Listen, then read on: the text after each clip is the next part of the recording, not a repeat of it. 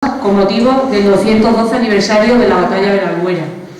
Y la hacemos con una conferencia de nuestro ponente que es Julián García Blanco. Muchas gracias, Julián, por atender a nuestra petición amablemente desde el primer día que te lo propusimos. El título de la misma es Fortificación y guerra en la Albuera en el siglo XVII. A continuación voy a pasar a leeros el currículum de nuestro ponente de hoy para que así conozcamos un poquito su trayectoria. Él es Julián García Blanco, nació el 7 de agosto de 1962 en Peñalsordo, Badajoz. Es presidente actualmente de la Asociación Histórico-Militar Alfonso IX. Su formación académica es licenciado en Geografía e Historia por la Universidad de Extremadura. Sección de Prehistoria y Arqueología, promoción del 81 al 86. Su experiencia profesional: trabajó en la campaña de prospecciones arqueológicas de las tierras inundables por la presa de La Serena.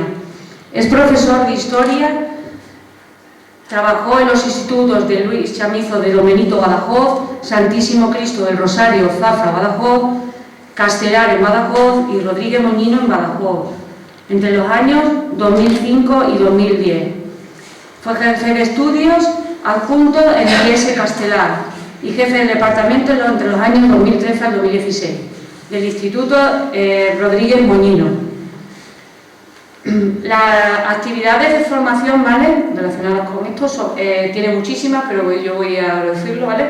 Orígenes históricos de Extremadura, cine y ciencias sociales, proyecciones en la caverna, recuperación de la memoria histórica de la guerra civil en Extremadura y arqueología en Extremadura. También numerosas jornadas, voy a leer algunas, ¿vale?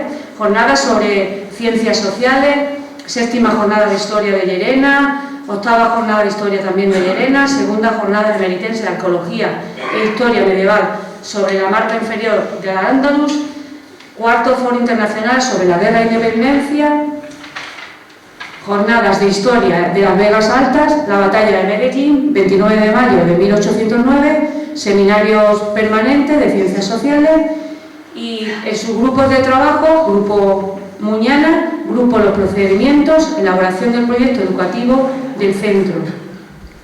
Encuentros del Alentejo, Extremadura en el siglo XX. Proyecto de innovación, Ciudad de Badajoz, breve historia de la ciudad.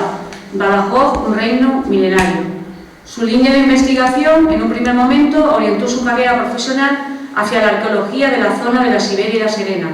En la actualidad, su línea de investigación se centra en las fortificaciones de Badajoz y en la guerra de la restauración o secesión de Portugal.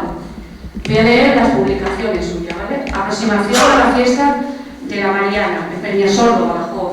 Antropología y cultura en Extremadura. Primeras jornadas de cultura en Extremadura. Asamblea, Extremadura.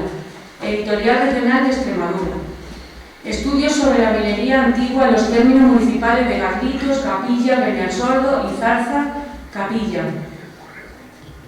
La tabla de las calles, Capilla, Badajoz. Apuntes preliminares de Extremadura Arqueológica 2, de la Junta de Extremadura. La línea fortificada de las Cuestas, Badajoz. Revista de Estudios Extremeños, de la Diputación Provincial. Las fortificaciones de Badajoz durante la guerra de la restauración de Portugal. Aprosuba 3, Badajoz, ¿vale? El cuartel de caballería de Santo Domingo. Apuntes para la historia de la ciudad de Badajoz. Rodrigo Osma Delgado y la muralla de Badajoz. Séptima jornada de historia de Llerena, Sociedad Extremeña de Historia, 2007, y las poblaciones del corregimiento de Badajoz durante la guerra de restauración. Y octava jornada de historia de Llerena, Sociedad Extremeña de Historia de Llerena. Como podéis ver, comprobar, un extenso currículum. Yo, sin más dilación, voy a dar paso a Julián, que nos deleite hoy con su conferencia.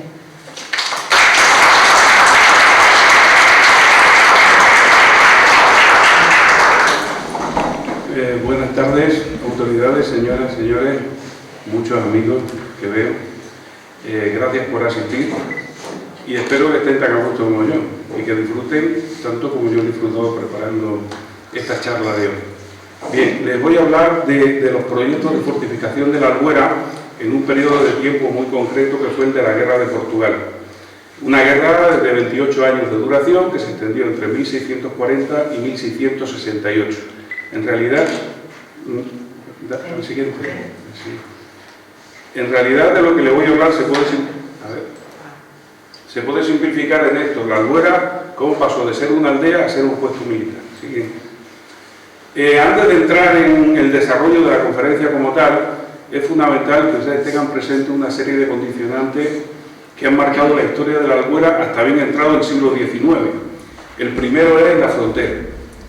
Es evidente que la Albuera no está en la raya, pero la Albuera es un pueblo rayano. Y eso queda perfectamente claro porque la Albuera estaba dentro del radio de acción de las partidas de caballería portuguesas que arrasaron los campos de la Albuera y de todo el entorno de la frontera a lo largo de toda la guerra.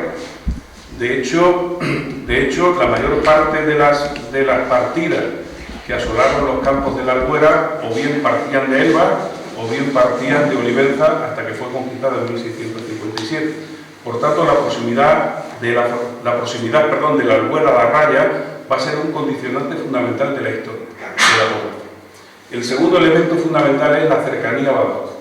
Badajoz era la plaza de guerra más importante, no una de las más importantes, es la plaza de armas, la plaza de guerra más importante que tenía España en la frontera de Portugal, la más importante de todas. Y para que una plaza de guerra sea una verdadera plaza fuerte, necesita evidentemente fortificaciones, pero también es imprescindible que exista una guarnición que defienda esa fortificación. Y para que una guarnición sea operativa, es imprescindible que esté perfectamente abastecida tanto de material de guerra como de suministros de boca. Pues bien, todo lo que la ciudad necesitaba entraba en Badajoz por dos vías. Vía Talavera, en el camino de Madrid, y vía la Albuera, en el camino que se llamaba de Andalucía, es decir, el camino de Sevilla. Por tanto, mantener la Albuera era fundamental para mantener la propia plaza de Badajoz. Siguiente. Otra cosa también importante, antes de entrar en el desarrollo de la guerra como tal, es imprescindible, entiendo, hacer un pequeño preámbulo. Los reinos de Castilla y de Portugal estuvieron regidos por el mismo rey entre 1580 y 1640. No es que Portugal y Castilla formasen un solo reino, eran reinos independientes, pero compartían el mismo reino.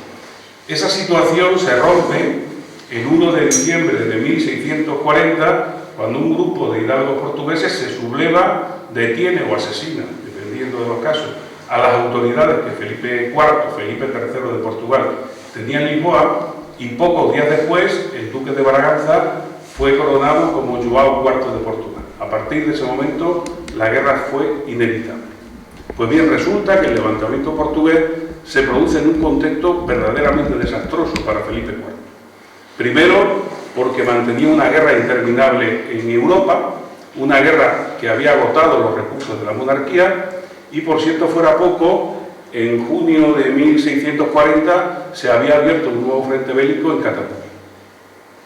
A eso sumen ustedes el agotamiento de la finanza, de la economía y de los recursos humanos de la monarquía, que hacían prácticamente imposible movilizar grandes fuerzas. En esa coyuntura, es decir, ante la perspectiva de atender a tantos frentes con tan pocos recursos, lo que se plantea es una prioridad de frentes. Y se estableció que el primer frente que había que cerrar era el frente catalán. Y mientras tanto, había que mantener en Portugal una guerra defensiva. Esto no significa en ningún caso que Felipe IV renunciase a Portugal. Simplemente pospuso la conquista en tanto conseguía acabar primero el frente catalán y posteriormente reclutar hombres y recursos para luchar en Portugal. Algo muy importante también, aunque la frontera entre Castilla y Portugal va desde el Miño hasta la desembocadura del Guadiana, el principal escenario bélico donde se libraron la mayor parte de las batallas fue en el tramo fronterizo de Extremadura y el Alentejo, y más concretamente en torno al camino real que unía Madrid y Lisboa. Ahí fue donde se dieron prácticamente todas las batallas, prácticamente no todas las batallas decisivas de la guerra. Otra cosa importante es que la fuerza militar que va a recibir el encargo de luchar contra los portugueses va a ser el Real Ejército de Extremadura, que va a estar acuartelado en Badajoz. Y ya, para terminar esta pequeña introducción, advertirles sobre algo muy importante.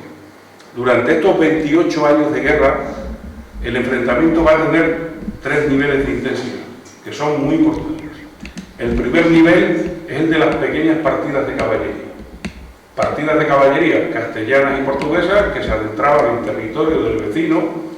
Eran grupos muy reducidos, 20, 30, 40, 50 caballos, que evidentemente no podían aspirar a conquistar el territorio y se dedicaban básicamente a destruir los recursos del enemigo, es decir, vencer al enemigo agotando sus recursos.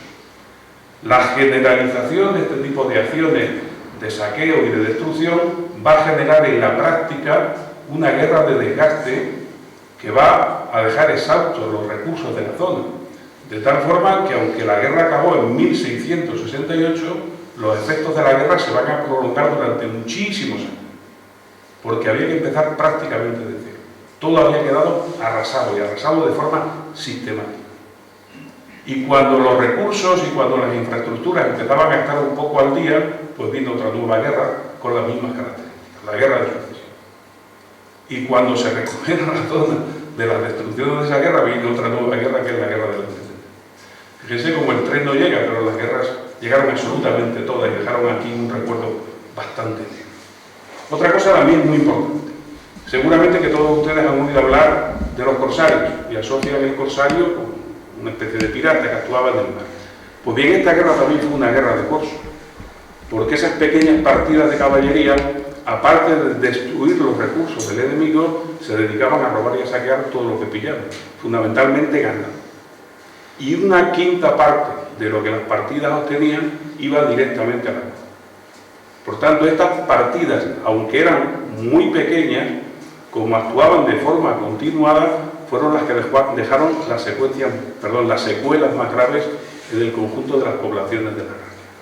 El segundo nivel de la guerra es el de los pequeños ejércitos. Ejércitos que ya contaban con caballería, con infantería, con artillería, con ingenieros y con una serie de especialistas dedicados básicamente al asedio de las plazas fuertes, como pueden ser los zapadores, los miradores, los petarderos. Eran fuerzas relativamente pequeñas, pero que ya sí eran capaces de conquistar pequeñas plazas fuertes, como sucedió, por ejemplo, con la Albuera. Y el último nivel es el de los grandes ejércitos, que se da fundamentalmente en los últimos años de la guerra, cuando Castilla, o cuando el rey Felipe IV decidió ya lanzarse a la conquista de Portugal, movilizó a grandes fuerzas al mando de don Juan José de Austria o del Marqués de Caracena. Es la época en la que se producen las grandes conquistas, por ejemplo, de Yuromeña o de Évora, pero que prácticamente todas esas incursiones de los grandes ejércitos terminaron en derrotas y poco después, en 1668, pues se firmó la paz. ¿Vale? Bien, esto es una imagen de época. Entramos ya en lo que sería la fortificación de la Albuera. Esto es una imagen de época, no es la Albuera, Echeles, pero es muy interesante para que vean cómo se fortificó la Albuera. Fíjense que ahí tenemos el pueblo, en este caso la iglesia y el castillo. En la Albuera no había castillo, pero fíjense cómo las calles que daban al campo están defendidas por una especie de barricadas, no sé si se aprecia bien, ¿verdad? Una especie de barricadas, y esas barricadas recibían el nombre de trincheras.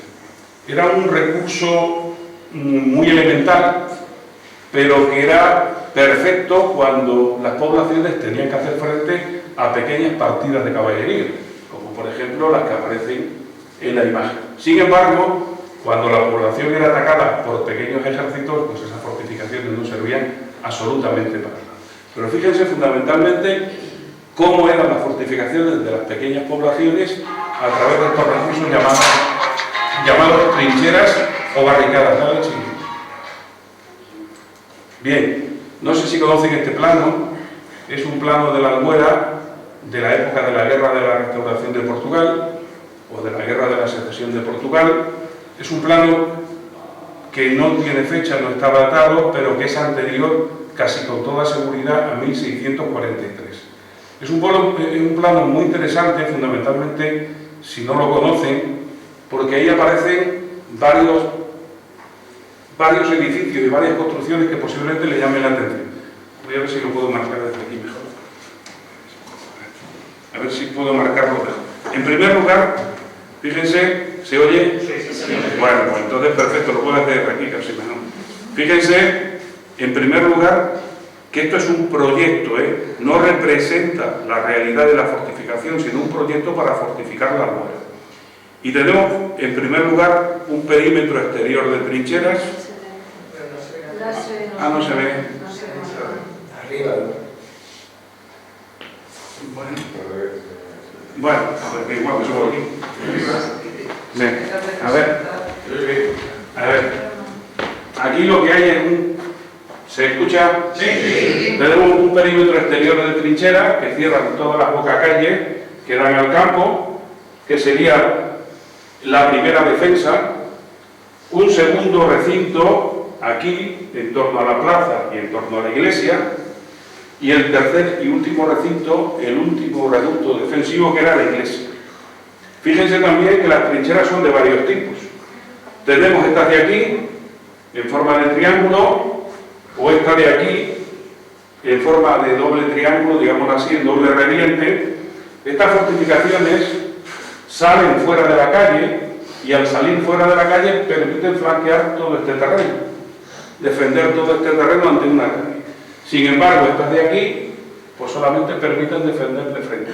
Estas zonas se supone que eran las más peligrosas. Luego tenemos, como les he dicho, este tipo de trincheras, que es simplemente cerrar la calle. Y estas de aquí, que son muy interesantes, que son una trinchera aquí, con un hueco aquí, y otra trinchera aquí con otro huequecito aquí. De tal forma que esto estaba pensado para que la caballería, en un descuido, pudiese entrar a toda prisa y conquistarse el pueblo. Por aquí no podía moverse, porque tenía que entrar por aquí despacito, girar y otra vez por aquí. Este tipo de recursos se hacían precisamente para eso, para impedir que la caballería pudiese entrar al pueblo, digamos. Estaban construidas estas trincheras con haces de leña, largos, puestos uno, ya veremos después cómo son estos haces de leña, llamados fajinas, puestos uno encima de otros y después con tierra. No eran muy altos, simplemente cubrían a una persona e impedían que la caballería pudiera saltar por encima de ellos. Y hay algo también muy interesante. Si se fijan, la planta de la iglesia no es la planta actual. No sabemos si el autor del plano reflejó la realidad de la iglesia o se la inventó un poquito. Pero no se corresponde. Ya veremos después. Y luego hay otros 3 edificios que seguramente les pueden resultar interesantes. Este de aquí, que es una ermita que está al comienzo de la calle Constitución. Aquí ya vemos una foto. Este de aquí, que es otra ermita, el puente está ahí, para que saquen una idea. Y este de aquí es otra ermita, y aquí hay donde está el molino. Casi no se ve, pero aquí había un molino. Este molino, según me comentó Kiko, sí se ha conservado hace relativamente poco tiempo. Pero las ermitas, que yo sepa, no se ha conservado ninguna. Y luego aquí al final, mira que hay un pilón. Esto está al final de la calle Real, por aquí viene la carretera, aquí es donde se une la carretera con la calle Real. Aquí hay un monumento a la batalla de la Albuera, justo aquí hay un pilón, y aquí viene marcada incluso la conducción del agua, por donde venía el agua al tirar. Hay una cosa muy curiosa que he encontrado por casualidad y el otro día, y es que en 1494, los vecinos de la Albuera solicitaron un permiso al Concejo de Badajoz, del que dependía, para utilizar el agua de un pozo que había excavado porque había mucha sequía. Y posiblemente el pozo de este. ¿Vale? Un pozo que posiblemente sea de finales del siglo XV, ya son menos. Posiblemente. ¿Vale? Sí. Espera un segundo, ¿verdad? Sí. Bueno, esto es una superposición de ese plano sobre una fotografía aérea actual. Ven que más o menos se corresponde, más o menos, pero fíjense lo que le decía de la iglesia. Esta planta de la iglesia y esta no se corresponden, no se puede. No se puede, ¿vale?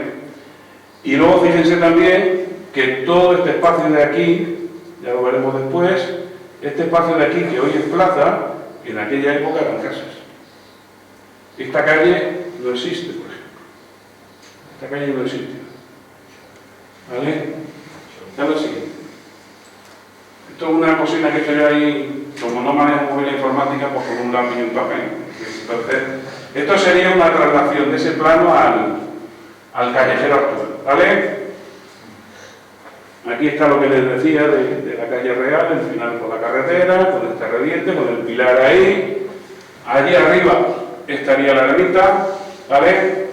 Allí en la calle Luis Chamizo, al comienzo y la conexión de la calle Luis Chamizo con la calle Constitución, que estaría una de las trincheras de las que hemos hablado. Y bueno, la otra ermita estaría aquí.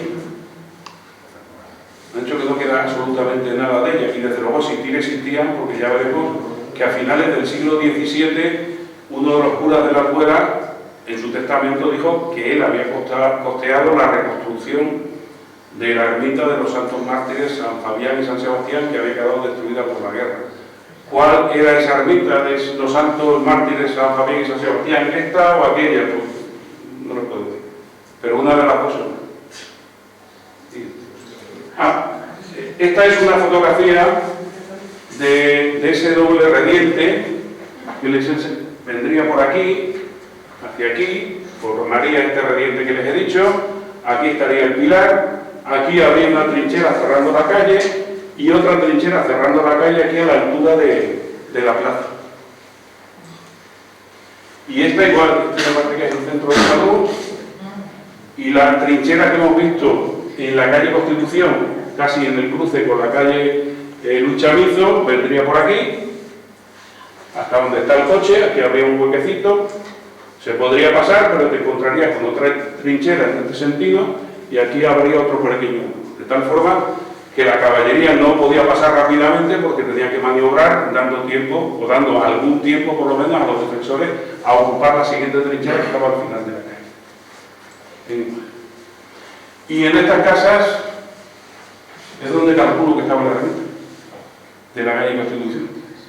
Ahí es donde pone el plano. Ahora que esté ahí, eso ya es más complicado, o que quede algún resto, pero estas casas serían toda en la calle Constitución, y por aquí aproximadamente está la calle, vamos, por aquí aproximadamente estaría el centro de salud, pero vamos, que haya algún resto, eso ya es más complicado. Bien, esto es lo que les he dicho antes, pasa. Bien, ¿cuáles eran los objetivos que se plantearon cuando se fortificó la Albuera, o cuando se proyectó fortificar la Albuera?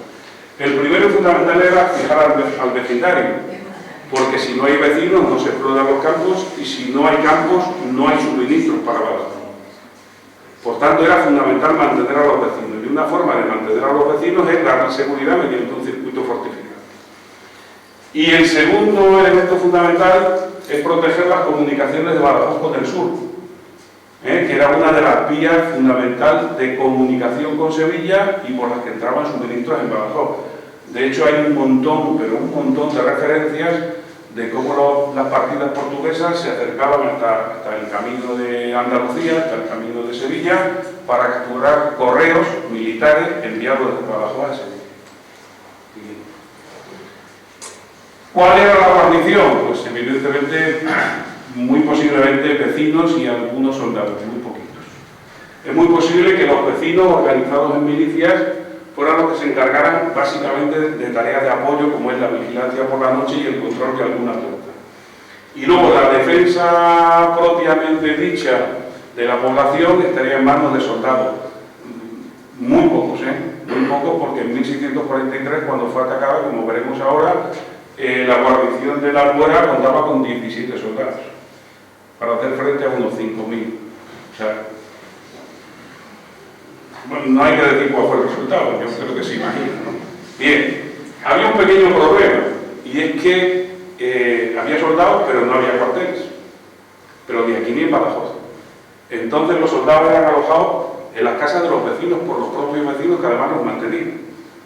Y eso generaba muchísimos problemas, y no precisamente problemas económicos. Problemas de convivencia, pero que muy graves. Bien, entramos ya en el primer episodio en el que se vio, el primer episodio de cierta relevancia en el que se vio afectado o en el que tuvo bastante de 1643. La campaña de 1643 es la primera gran campaña que organizan los portugueses en la guerra. El primer objetivo fue Valverde de Leganés.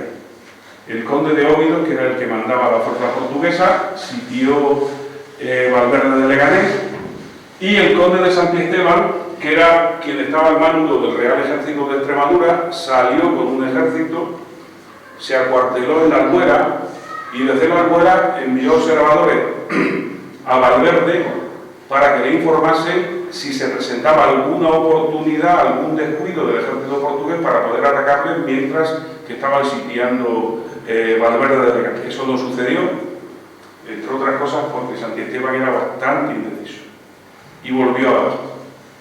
Los portugueses, una vez que toman Valverde de Leganés, deciden tomar Badajoz. Ponen sitio a Badajoz, pero se tienen que retirar sin conseguir rendir la plaza. Se retira, y la retirada portuguesa además le cuesta el puesto al conde de Óbidos, que es sustituido por Matías de Alburquerque. ¿A dónde van los portugueses una vez que se retiran de Badajoz? Pues a la Albuera. ¿Vale? Vienen a la Albuera y atacan la Albuera. ¿Con qué defensas contaba la Albuera? Pues con ninguna. Contaba con una guarnición de unos 17 soldados, seguramente alguno más, porque estos es lo que dicen las fuentes castellanas, seguramente había alguno más, pero poco más. Y la única fortificación, digamos así, que había en la Albuera era la iglesia. La iglesia era el edificio más sólido y siempre era el núcleo fundamental de la defensa de todas las poblaciones.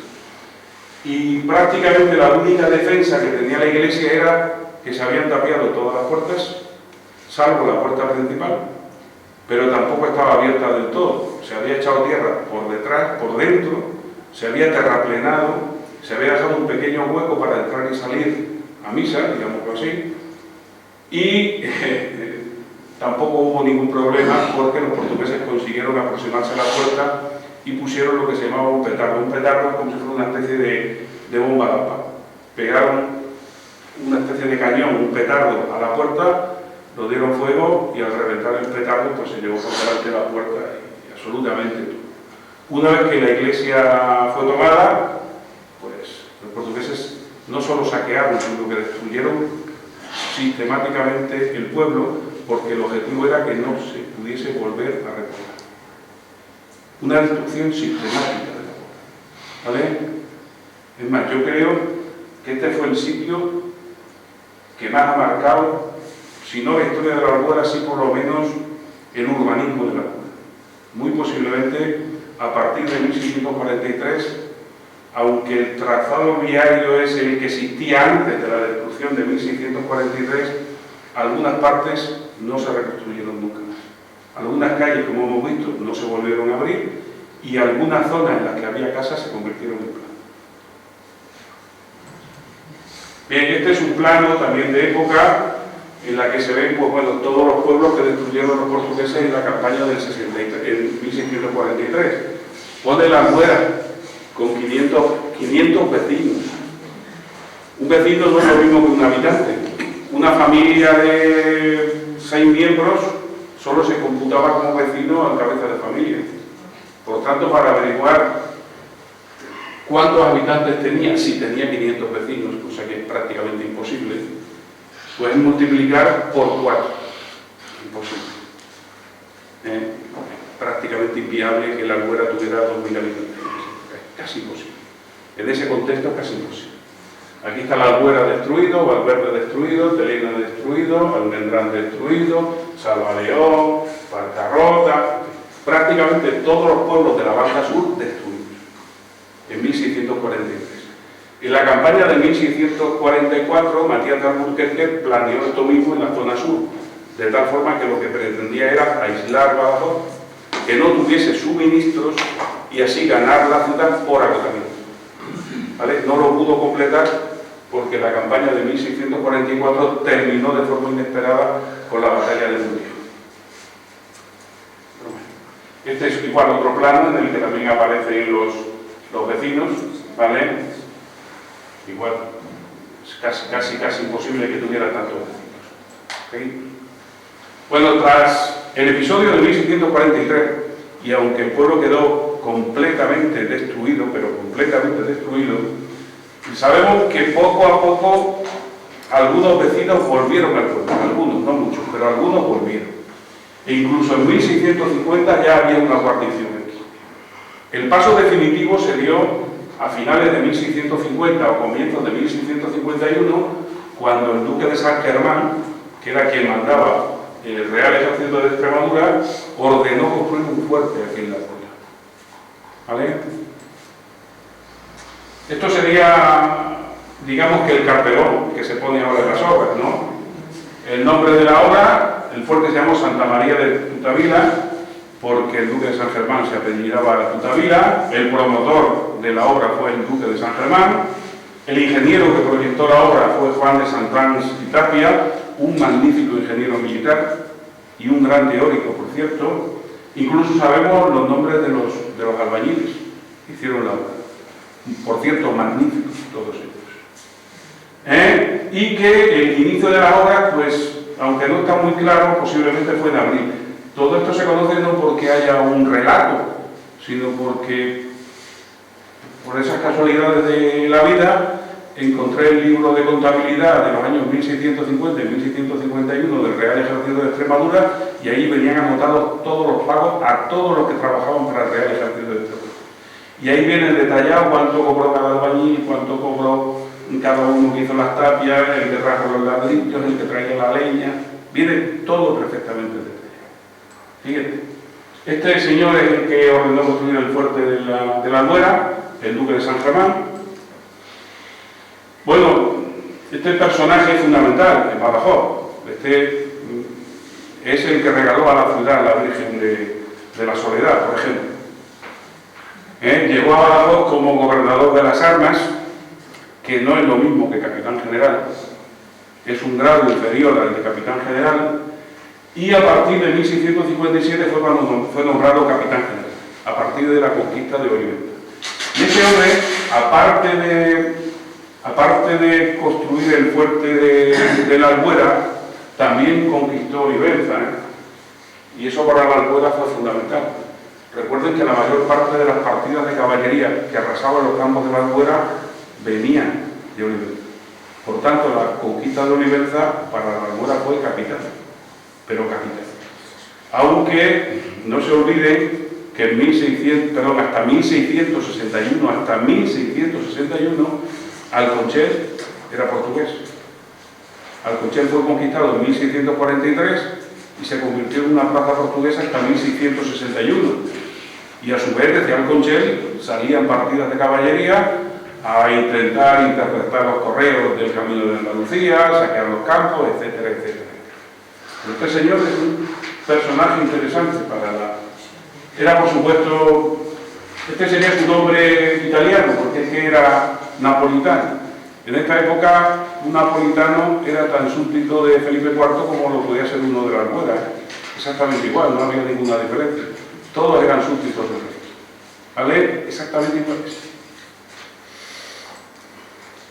Y este es el ingeniero, Juan de Santáns. Este fue quien diseñó posiblemente el fuerte. Como les he dicho, fue un ingeniero militar pero que muy cualificado. Escribió un magnífico tratado de fortificación. Llegó a Extremadura en el 47, pero hasta el 49 no fue nombrado ingeniero jefe, ¿vale? O ingeniero mayor. Y prácticamente intervino en casi todos los pueblos de Extremadura de una forma u otra. En Alburquerque, en Badajoz, en Valencia de Alcántara, en miles de pueblos. Y la mayor parte de la obra que hizo, no vaya a pensar que eran grandes fortificaciones, eran como las que hemos visto en la Albuera o poco más. ¿Vale? Estos son otros ingenieros que posiblemente, bueno, que trabajaron en Badajoz en esa época, en la época en la que se construyó el fuerte de la Albuera, y es muy posible, casi seguro, que algunos de ellos también intervinieron. Sería muy interesante, aunque esto no lo he encontrado, que Francisco Domingo y Cueva interviniera aquí en el fuerte, porque Francisco Domingo y Cueva no es otro que el ingeniero que diseñó la fortificación abalartada de Badajoz, un ingeniero que ha marcado lo que es el urbanismo de Badajoz para toda la historia. Y bueno, esto no, simplemente pues para que vean que estos albañiles, estos alarices que construyeron el fuerte de la Albuera eran unos profesionales verdaderamente increíbles. Esta es una relación de algunas obras. Imagínense que estamos hablando del siglo XVII y estas son algunas de las obras de las que ha quedado el contrato de obras. Imagínense si tuviéramos que hacer la historia de los albañiles del pueblo a partir de los contratos que han quedado en el archivo. Pues sería imposible. Pues bien, estos eran de los mejores alarices que hay en Badajoz. Hay un pequeño gran problema, y es que Alonso Hernández Manzano hay dos, el viejo y el joven, es decir, el padre y el hijo, pero hicieron prácticamente todas las obras, o intervinieron prácticamente en todas las obras que se hicieron en Badajoz en esta época, tanto religiosas como militares, prácticamente en todas. Igual, este Francisco Rebanales, hay dos, el viejo y el mozo, que son el padre y el hijo, también intervinieron en cantidad de obras. Y este pobre trabajó un poquito menos, pero igual es otro gran alarife, ¿vale? Todos ellos saben que en aquella época las obras se sacaban a subasta pública y quien ofrecía la puja más ventajosa era el que se quedaba con la obra, que a su vez era inspeccionada periódicamente por el ingeniero jefe o por el ingeniero mayor, que no solamente se encargaba de fiscalizar que la obra estuviera hecha, sino que los ladrillos fuesen de calidad, que los morteros fueran de calidad, que la cal fuera de calidad, en fin, que se respetaban escrupulosamente las condiciones del contrato. Siguiente. Bueno, ¿y cómo era el fuerte? Pues sabemos poco del fuerte, de lo que son datos concretos del fuerte poco. Sí sabemos, esto sí es seguro, que el fuerte estaba alrededor de la iglesia estaba dentro del fuerte, ¿vale? Esto es algo bastante frecuente porque la iglesia, como les he dicho, era el edificio más sólido que había en las poblaciones, entonces quedaba dentro del fuerte y se habilitaba pues como polvorín, como depósito, para miles de cosas.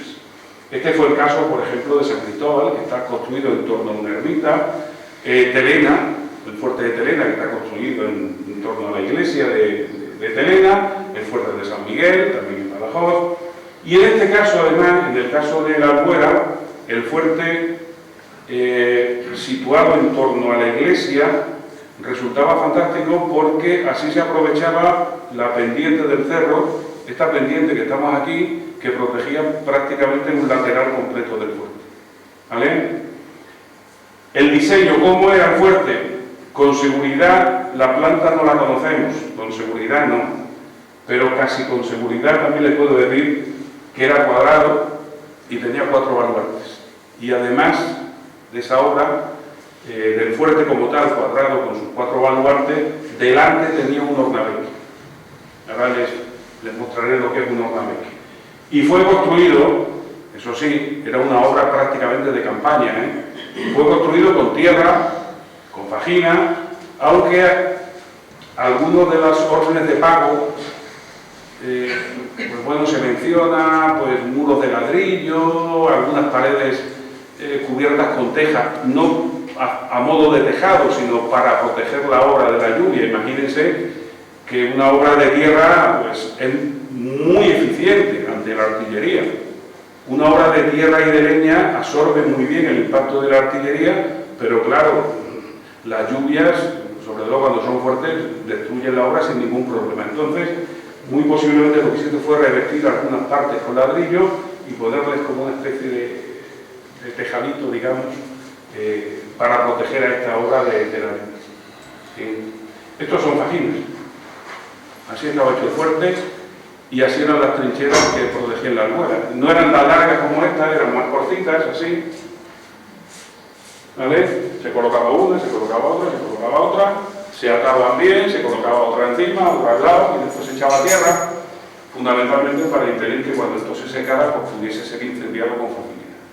Esto es un tipo de fajina, esto es otro tipo de fajina y esto es una imagen, la única imagen que hay del fuerte, la única. Esto es un plano de finales del siglo XVII donde se ve algo que parece un fuerte cuadrado, seguramente era cuadrado, ¿vale? Con la iglesia en el centro y esto que les he dicho que es un ornaveque, que son dos semibaluartes unidos por una cortina y situados delante del fuerte, seguramente para proteger la zona más vulnerable. Todo esto estaría protegido por la pendiente y esta zona que se consideró la más vulnerable es la que estaba más protegida. Este es el puente, este es el río. A ver. Este es el fuerte de Gracia, No se parecía a este, pero para que se hagan una idea, cuadrado, 4 baluartes, con la iglesia aquí, y este es el ornaveque, ¿vale? Ahora, no se parecía nada a esto, Se parecía más a esto. Bastante más a esto, Esto es una obra de tierra, con fajina, la fajina no se ve, con centones para formar el parapeto, más parecido a esto que a lo anterior. Esto sí es una obra de campaña, está sacado de una maqueta del sitio, no recuerdo a qué ciudad, y está, fíjense que es un fuerte que estaba hecho para proteger un camino, ¿vale? Para impedir el paso libre por este camino. Tenía estas estacas a modo de alambrada, digámoslo así. Esto sería algo parecido, La iglesia, aquí, el cuadrado, los 4 baluartes, de esto seguramente no teníamos, ¿vale? Siguiente. Y seguramente era así. Este es el modo de diseño del fuerte, cómo se diseñaban los fuertes, o una forma de diseñar los fuertes cuadrados. Si lo diseñó Juan de Santans, muy posiblemente era así. Aquí hay algunos elementos que evidentemente parecen detalles, pero son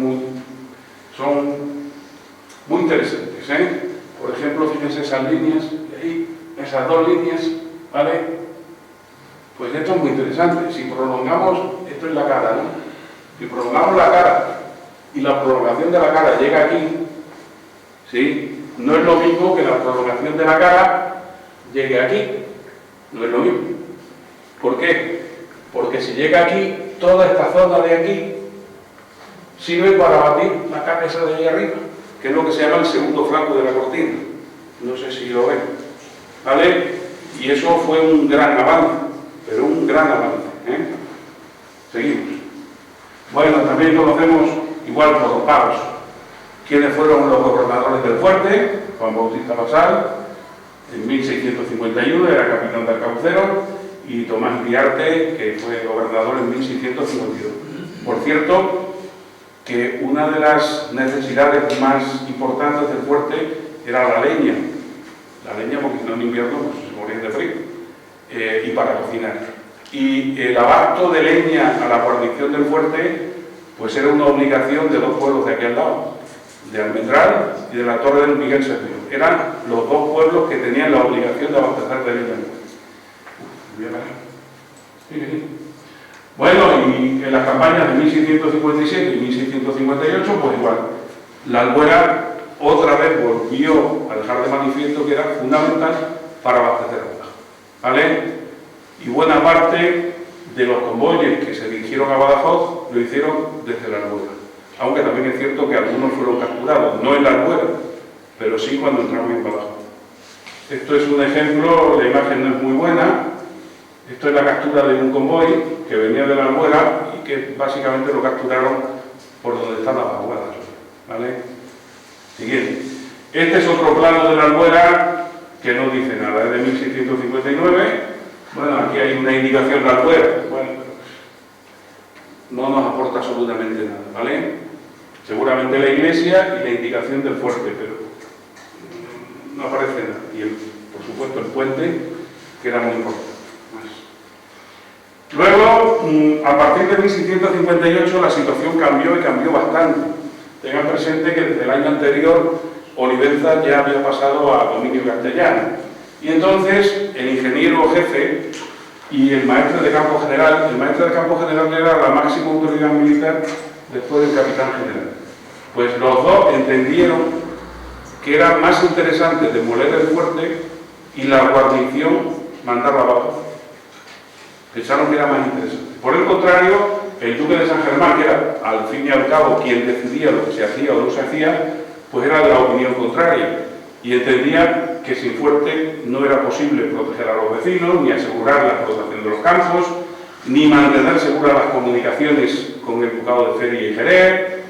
También era muy interesante para impedir las entradas de las partidas portuguesas desde el lado de Portugal y para asegurar el abastecimiento de Olivenza y Badajoz. Finalmente se decidió conservar el fuerte y sabemos a ciencia cierta que en 1661 había una guarnición y el fuerte estaba, y que hacia 1664 el pueblo contaba con unos 20 vecinos, que es una barbaridad teniendo en cuenta las circunstancias, una auténtica barbaridad.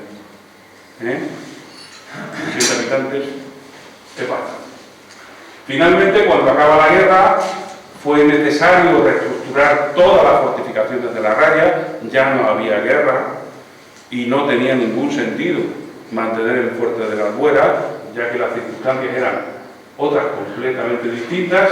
El fuerte fue abandonado, la población volvió poco a poco al pueblo y sabemos que eso es así por varios datos que resultan definitivos.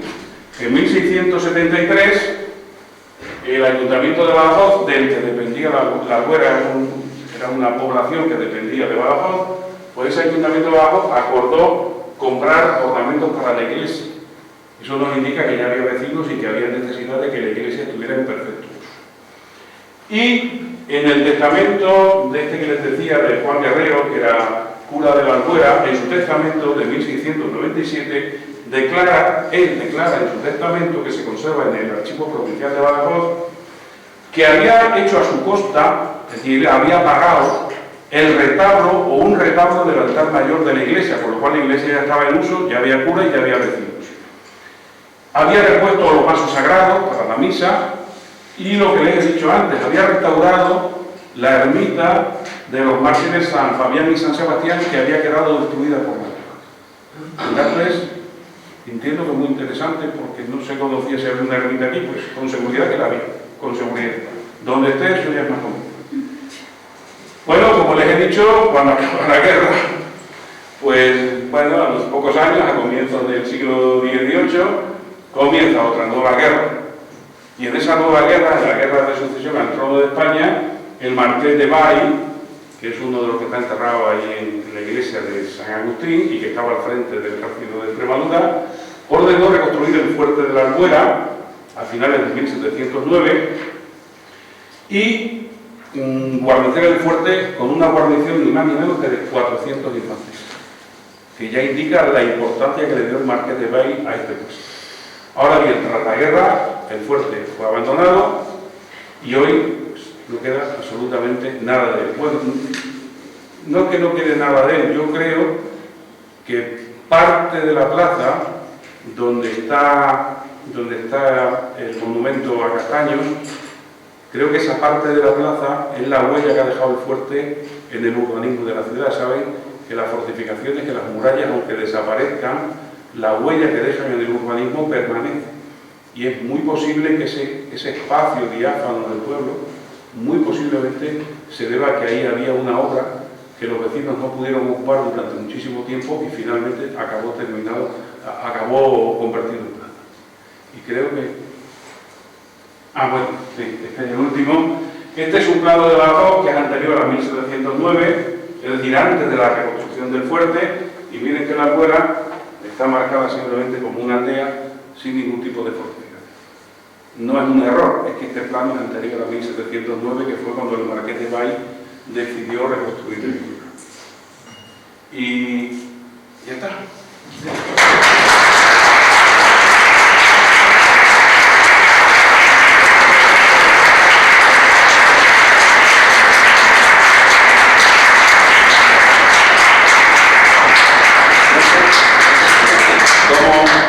Un segundo, como habían dicho de hablar de algo de la iglesia, y de la iglesia no tengo ni idea, pero vine el otro día y bueno, hice unas fotografías que por si acaso alguien le pueden servir de base para iniciar un estudio sobre la iglesia.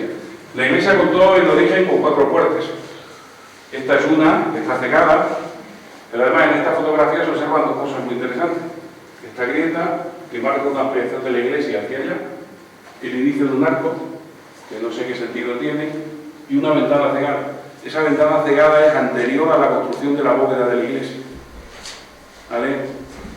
¿Por qué? Pues porque esa ventana, aunque la dejaran abierta, la bóveda interior de la iglesia la taparía. Por tanto, esa ventana es anterior a la bóveda. ¿Vale? Y por tanto, esta parte también es anterior a la bóveda de la iglesia. Esta es una de las puertas. Esta es otra, también está cegada, tiene un arco, está hecha con ladrillos, se llama aplantillado, exactamente. Tiene un arco conopial. Aquí se ve un poquito mejor, esto está hecha un poco así. Es que cuando vine daba mucho sol, vine el otro día, vine toda la mañana, y se ve la moldura, ¿vale? Pero se ven incluso cosas más interesantes. Esto es la moldura, esto sería una de las jambas de la puerta, y esta es la parte ya de la puerta que fue tapiada. Pero fíjense, cuando estuvo en uso los grafitis, de la gente que hizo esto cuando la puerta estaba en uso, ¿vale? Esta es la otra puerta. La otra también tiene un arco como este, ¿no? Cuando vine me fijé que tenía 2 huesos. Tiene el florón, un hueso aquí y otro hueso aquí. O sea, el florón, un hueso aquí. Y viendo en internet, según parece, no sé, en Google pone que esto se llama la puerta del matrimonio de los solteros. Y que los huesos significaban algo de la creación de Adán. No sé. Pero vamos, 2 huesecitos, uno, a ver, aquí, perdón, aquí, son 2 tibias, no son costillas. Esta sería la tercera puerta y la cuarta, por supuesto, esta de aquí, ¿no? Ah, por cierto, en la otra también se veía la misma grieta del otro lado, aquí, a ver, de la ampliación en este sentido, y otra de las ventanas aquí y ahí también cegadas cuando se construyó la bóveda. Yo creo que la iglesia llegaba originariamente, dale verdad. Yo creo que la iglesia llegaba originariamente hasta aquí, que esta era la fachada de la iglesia. Y esto es una ampliación. ¿Vale? Creo. Sí. Aquí hay otro elemento que también sirve para marcar la evolución de la iglesia, otra ventana tapiada, por tanto anterior a la bóveda.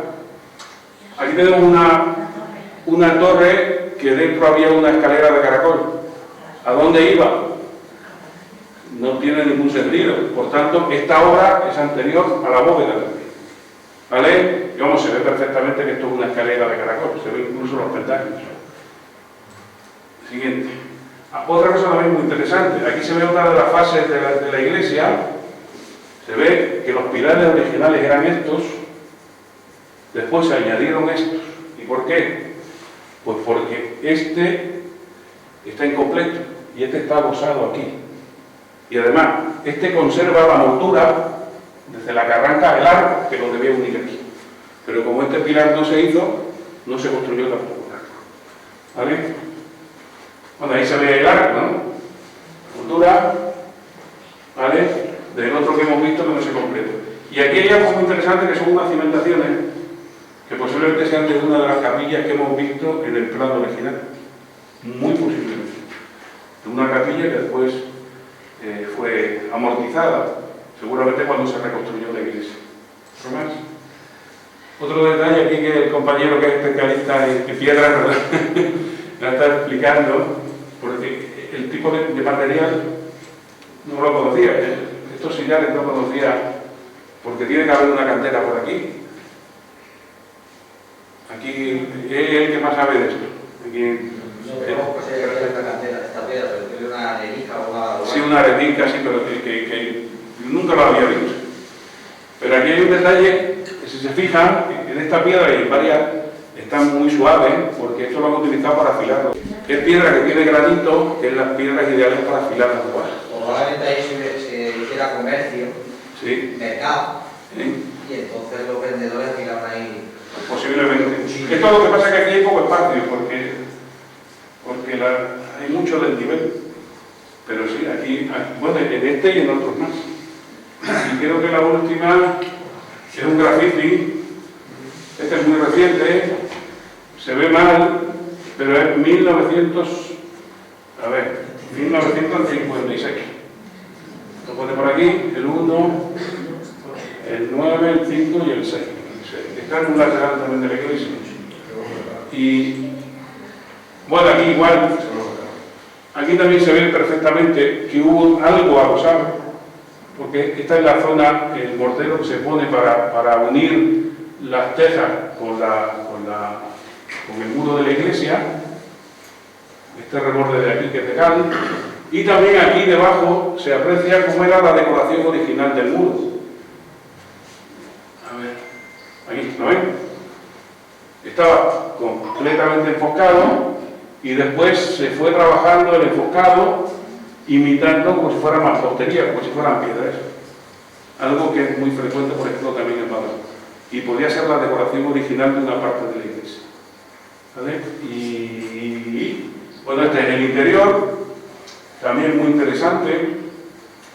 Les digo, yo creo que la bóveda es de las últimas obras que hicieron, y lo que hicieron fue unir los contrafuertes con estos arcos para tener un buen soporte. Y ahí hay un mordisco, ese mordisco que tiene toda la pinta de ser un cañonazo, porque si no, ¿qué sentido tiene? Es como un mordisco. No sé que se haya roto o que está muy alto para que lo hayan dado con al mover un mueble. Es que hay otro también, perdón, hay otro más para acá, que también hay unos pintores, también Sí. no están pintando con las burras, se le fue. Ah, bueno. Encima, si tienen una foto, donde está el concesionario arriba, lo vas a ver. Bueno, aquí. Ahí, pero más para acá. Ah, no sé. Más de la parte de fuera donde está la capilla del perdón, esta de aquí. No sé. Ahí es. Aquí, ¿no? En esta capilla. Ahí, pero arriba, más arriba, es que no he podido una foto. No, esta. Sí, pero luego otro más para acá hay una también. No sé, cuando Es entré. que si observa, eso no son piedras. Hay otra iglesia que está hecha con adobe, con piedra los arcos, pero eso es una pintura, le hicieron por encima porque eso es ladrillo. Eso no sé si será piedra, pero desde luego ladrillo no es. Puede ser, Pero hay otro tipo. eso sí puede ser. Pero lo que no sabía es que podía ser Pero es una que hay rotura una de foto dos. de aquí que si lo hubieras podido entrar con el concesionario la de la iglesia, o arriba hay un esquinazo que también está roto así y se ve todavía mismo el. Pero vamos, no sabía, mira, cuando es un cañón, han hecho los pintores.